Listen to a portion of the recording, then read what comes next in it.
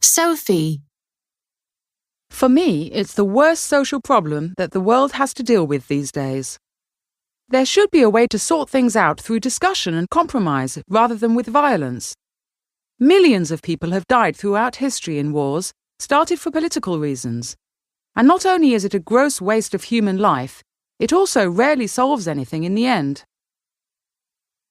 Richard. In my opinion, there is no excuse for it in today's society. There is more than enough food and resources in the world for everyone, but it is all controlled by a small percentage of the people. We see developed countries in North America and Europe that have an excess of food, a ridiculous amount of wastage, and an obesity problem. Then we see underdeveloped countries in Africa and Asia that cannot produce enough food to feed their own population, and where one drought or crop failure can be a catastrophe. It's so unfair. Mary.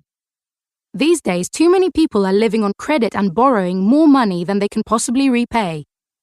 They have loans and credit cards and home loans that they can't afford. Then it only takes something like a change in interest rates, illness, or even an unexpected bill to push their debt to unmanageable levels and make them lose their homes. I'm afraid that in the current economic climate, more and more people will find themselves on the streets.